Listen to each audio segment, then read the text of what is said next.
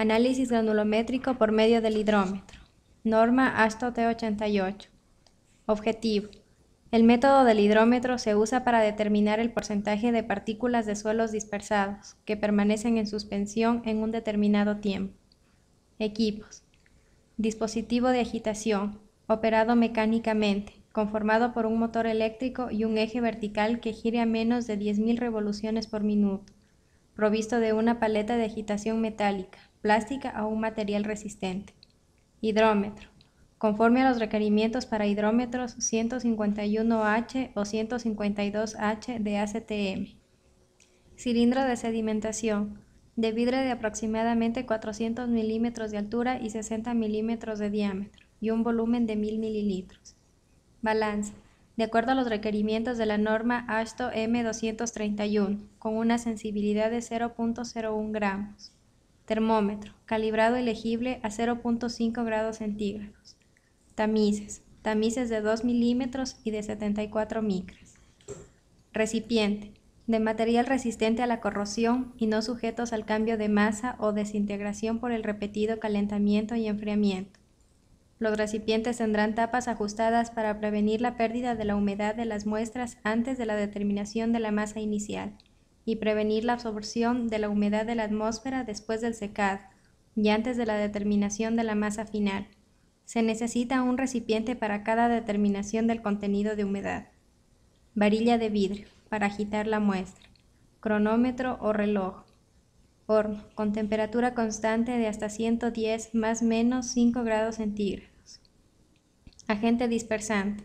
Una solución de hexametafosfato de sodio será usada en agua destilada o desmineralizada, a razón de 40 gramos de hexametafosfato de sodio por litro de solución.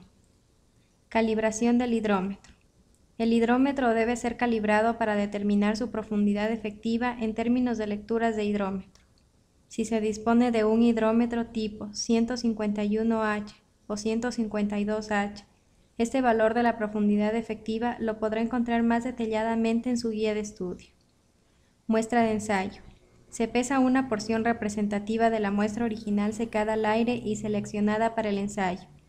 El tamaño de la porción que pasa al tamiz 2 milímetros o 0.425 milímetros será: A. Para el ensayo hidrométrico, tomar 100 gramos de suelo arenoso y 50 gramos en suelo arcilloso. Y B. Para la determinación de la humedad higroscópica de al menos 10 gramos. Procedimiento. Dispersión de la muestra de suelo. Coloque la muestra en una cápsula de 250 milímetros. Agréguese agua destilada o desmineralizada hasta que la muestra quede totalmente sumergida. Adicione el agente dispersante de 125 milímetros de solución de hexametafosfato de sodio. Déjese la muestra en remojo por una noche o un tiempo mínimo de 12 horas hasta que los terrones de suelo se hayan desintegrado. Suelos altamente orgánicos requieren un tratamiento especial. Coloque la muestra con agua de la cápsula a un vaso de dispersión, lavando cualquier residuo que quede en la cápsula con agua destilada o desmineralizada. Agréguese agua al vaso de dispersión si es necesario, hasta que la superficie de ésta quede a 50 o a 80 milímetros por debajo de la boca del vaso. Colóquese el vaso de dispersión en el aparato agitador durante 1 minuto. Luego de la agitación, coloque la muestra en el cilindro de sedimentación.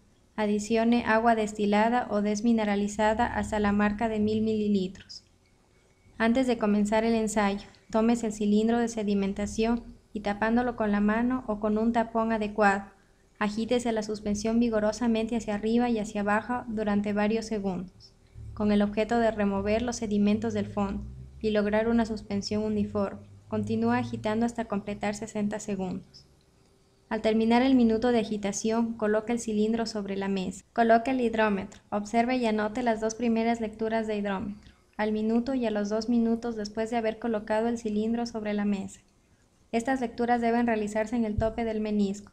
Inmediatamente después de realizar la lectura de los 2 minutos, extráigase cuidadosamente el hidrómetro de la suspensión y colóquese en un cilindro graduado con agua limpia. Si el hidrómetro se deja mucho tiempo en la suspensión, parte del material que está sentado se puede adherir al bulbo, causando errores en las lecturas. Cuide que el hidrómetro no toque las paredes del cilindro. Tome las siguientes lecturas a 5, 15, 30, 60, 250 y 1440 minutos. Luego de registrar la lectura del hidrómetro, registre la temperatura por medio del termómetro. Después de cada lectura del hidrómetro, cuidadosamente retire del suelo de suspensión y ponga el mismo en agua limpia. Alrededor de 25 a 30 segundos antes de hacer la lectura, retire el agua y sumerja lentamente en el suelo en suspensión. Si el peso de la muestra se va a determinar al final del ensayo, lávese cuidadosamente toda la suspensión, transfiriéndola en un recipiente de evaporación. Séquese el material al horno, déjese enfriar y determínese el peso de la muestra. El peso seco de la muestra de suelo empleada se obtendrá restándole a este valor el peso seco del agente defloculante empleado. Corrección de las lecturas del hidrómetro. Antes de proceder con los cálculos, las lecturas del hidrómetro serán corregidas por menisco, por temperatura, por floculante y punto cero. Corrección por menisco. Los hidrómetros se calibran para leer correctamente a la altura de la superficie del líquido. La lectura del hidrómetro se debe realizar en la parte superior del menisco. La corrección por menisco es constante para un hidrómetro dado y se determina introduciendo el hidrómetro en agua destilada o desmineralizada y observando la altura a la cual el menisco se levanta por encima de la superficie del agua. Corrección por temperatura. A cada una de las lecturas del hidrómetro se debe aplicar también un factor de corrección por temperatura, el cual debe sumarse algebraicamente a cada lectura. Este factor puede ser positivo o negativo, dependiendo de la temperatura de la suspensión en el momento de realizar cada lectura. Obténgase el valor del factor de corrección por temperatura, que lo podrá encontrar más detalladamente en su guía de estudio.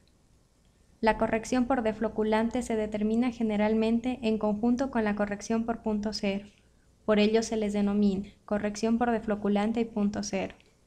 El procedimiento para determinar la corrección por defloculante y punto cero consistirá en los siguientes pasos. Se selecciona un cilindro graduado de 1000 mililitros de capacidad y se llena con agua destilada o desmineralizada, con una cantidad de defloculante igual a la que se empleará en el ensayo. Si en el ensayo no se va a utilizar defloculante, llénese el cilindro solo con agua destilada o desmineralizada. En este caso la corrección será solamente por punto cero. Realice en la parte superior del menisco la lectura del hidrómetro e introdúzcase a continuación un termómetro para medir la temperatura de la solución. Finalmente, realice los cálculos correspondientes con la hoja de cálculo que se encuentra en su guía.